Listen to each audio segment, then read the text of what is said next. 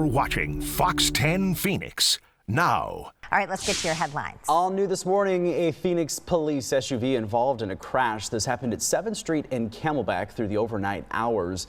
Details about what led up to the collision still not clear at this time. We also don't know if anybody was hurt. We have reached out to Phoenix police to get you some more details, but we have not heard back. The area is now reopened. And we do have this big story for you, a big response by several agencies. This was in the Tempe area late last night.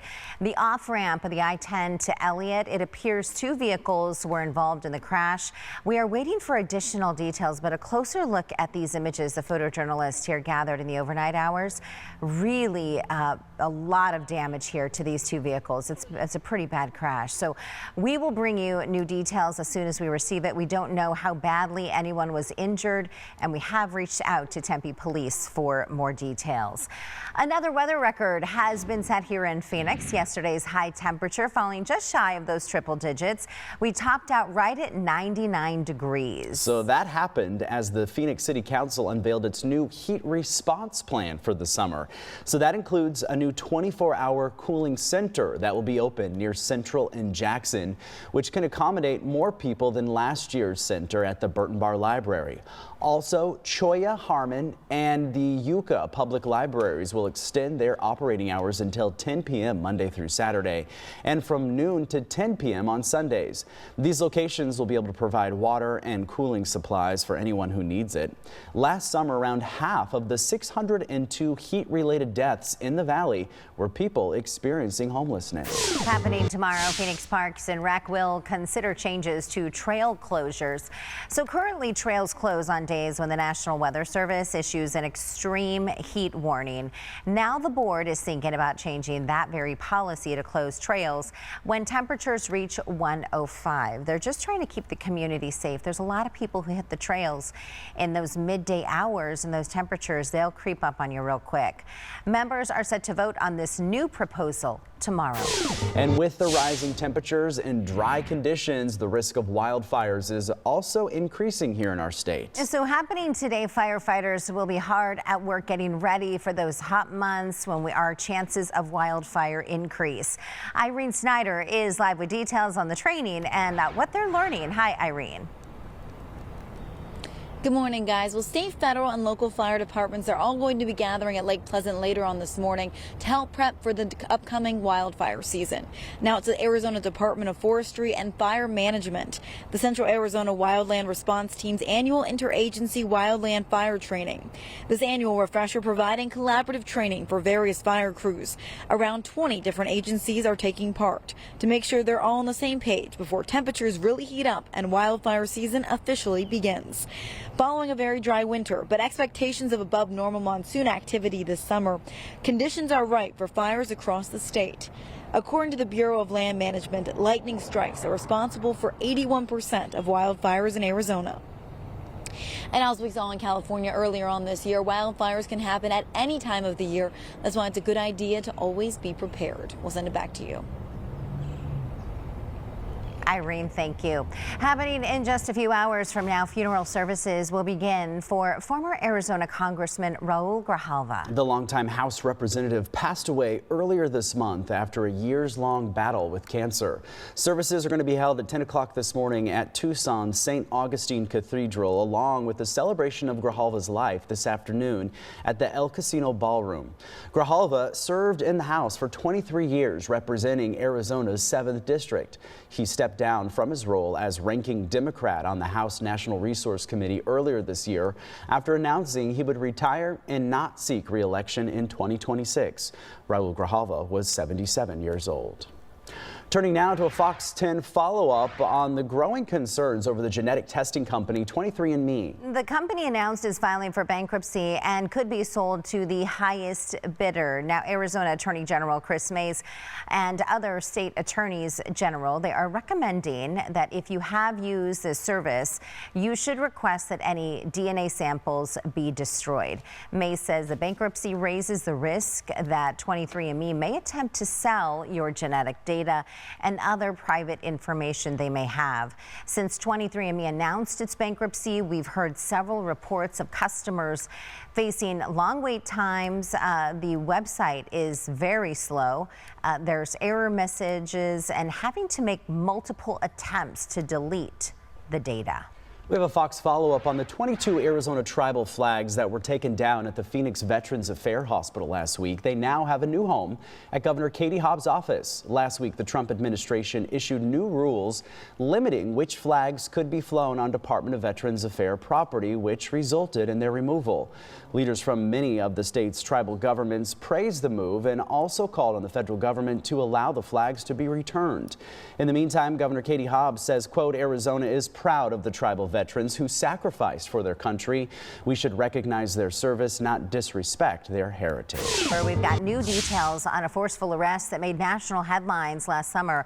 That's when a black deaf man with cerebral palsy was arrested by authorities. Yeah, the officers involved with the arrest were issued a 24-hour unpaid suspension. So this happened at a Circle K near 12th Street and Indian School Road. Attorney Jesse Showalter says officers were responding to reports of a white man who was being aggressive and refusing to leave. That man told officers that a black man assaulted him and took his phone. He then pointed at Tyron McAlpin, who was walking nearby. Officers drove up to McAlpin without lights or sirens and did not make any commands he could hear because he's deaf. McAlpin served more than 3 weeks in jail and was charged with felony counts. Those charges have since been dropped. The Phoenix Law Enforcement Association did issue a statement yesterday evening condemning the suspension of those officers. The statement says the matter had already been deemed as, quote, within department policy, but was reversed due to, quote, public pressure based on biased media reporting. McAlpin's lawyer has filed a lawsuit against the 3 officers and the city of Phoenix. The police department says 2 of the officers involved are being required to attend additional de-escalation training.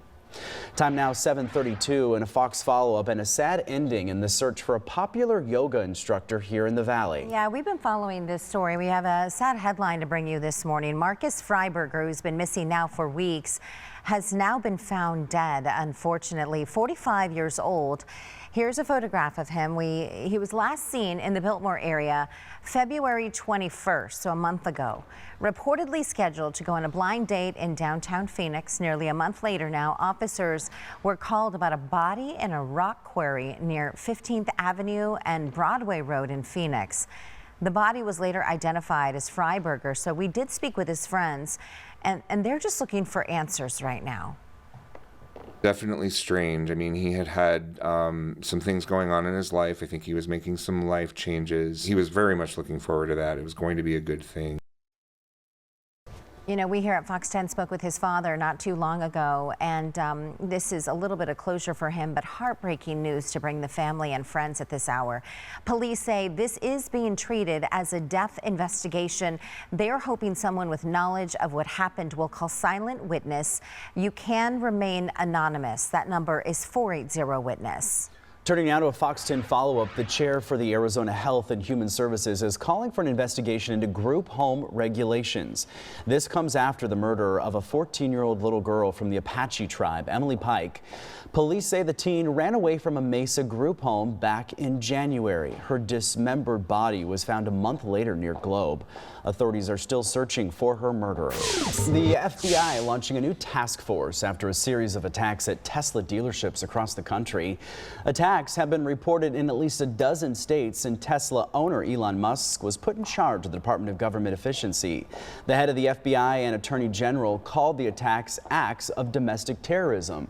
The Justice Department says each defendant prosecuted could face up to 20 years in prison. We're talking about these warmer temperatures, and as we get on into summer, well, you may need to get that AC checked. Yeah, now is the time to get that AC checked before you actually get into those triple digits, and then all of a sudden you're like, whoopsie daisy, this thing ain't pumping out the cool air like it used to. Let's get out to Danielle. She is live with more.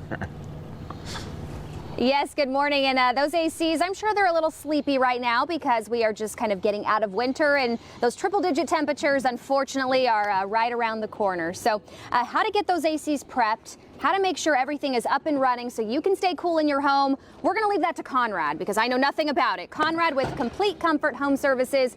First and foremost, it's been winter. I have not touched my AC. What do I do right now when I need to turn it on? It's hot. Don't cry. It's supposed to work. Yes. Preventive maintenance is really important. A lot of times it ends up getting played out and people think it's not important, but it's much better to know what you have to look forward to for the marathon that the air conditioner is actually going to be running into. So call your service providers. Make sure that they're honest and trustworthy and service-oriented, and make sure that you get some eyes on it. And then how often are we talking about? And I know you have some stuff laid out over here of exactly some of those products that you mentioned that can help with your AC, but how often should people be coming out to check those ACs? Minimum is once a year. Minimum is once a year. In Arizona, because of how brutal we are on those things, a lot of times we're going to recommend twice a year because you're running into a marathon and then you finish the marathon. You kind of want to make sure that nothing major is going to be going on. One of the things really cracks me up is filters, right? So filters, a lot of times, and I don't know if this one is going to say it or not, this is just a really inexpensive filter, but a lot of times it's going to say 90 days on there.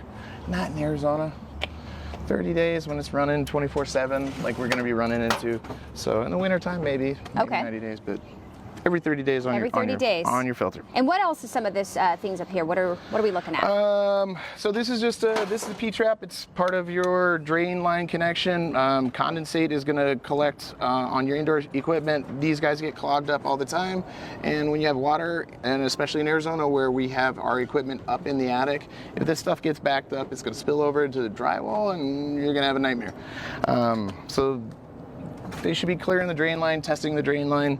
If your service provider says, hey, put a float switch on there, this is a really good idea for preventive maintenance because it's not going to happen when you're home. It's going to be when you come back from vacation. Yep. And your ceiling's on the floor. Yeah, that's not good. Yeah, so this will prevent it.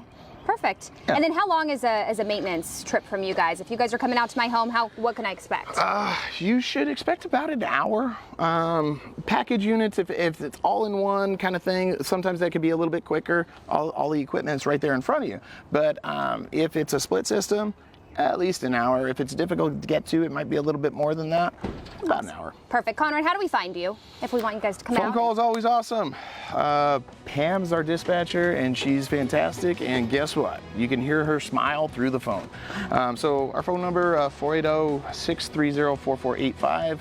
Or if it's non-emergency stuff, we've got online booking as well. It shows live scheduling and things like that, so it's really easy to get through to the website. Awesome. Conrad, thank you so much. They're heading out for a busy day. Good luck out there. They sure are. Look at his little worker there. Yes. Putting her to work early. I know. Look at her smiling face. All right, Danielle, thank you.